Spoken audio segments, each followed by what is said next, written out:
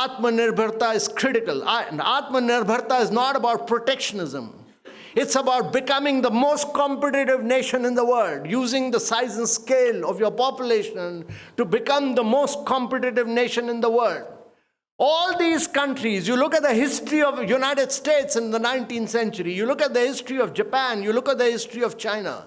All these countries actually practiced hardcore protectionism when they were growing and expanding. They talk about free trade now, but they were all protectionists when they were growing and expanding.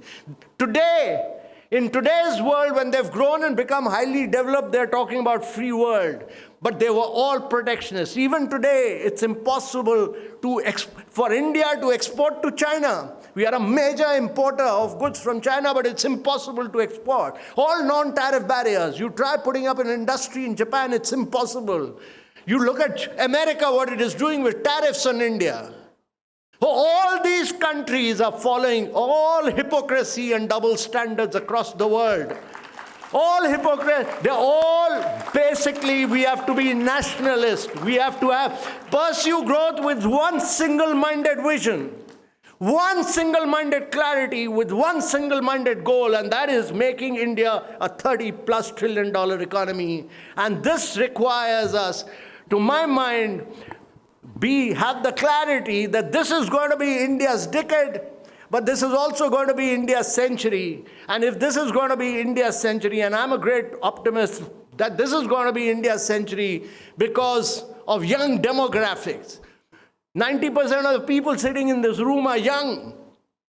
India is the only country where the average age of population is 29, even when we become 100, the average age will be 35. United States is aging, Europe is aging, China is aging, Japan is aged, but India will still be young. And rarely has a country not created wealth when it is young. Secondly, ladies and gentlemen, there's no country in the world which is making 30 kilometers of roads and 12 kilometers of railway line every day when it is growing. There's no country in the world which is making 9 metros every day. And there's no country in the world which has expanded its solar energy 31x in the last 7 years. And there's no country in the world which does 50% of the fast payments by mobile.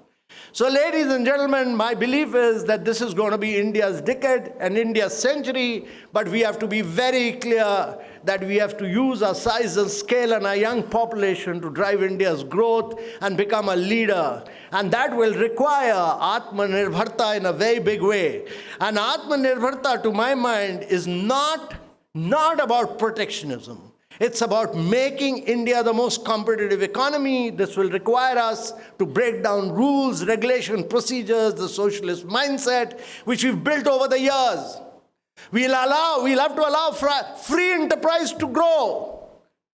We'll have to have a clear vision that India will have to grow on the back of free enterprise with government acting as a facilitator and catalyst, and we'll have to become a leading exporter because without exports, India will not be able to grow, and we'll have to ensure that India's physical quality of life index improves across the world.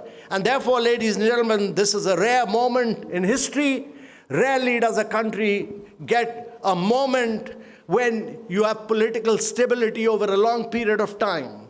Rarely does a country get a moment when it has young population. Rarely does a country get a government which is very in favor of breaking rules and regulation. Rarely does a country get a moment when the country wants reforms to grow and progress.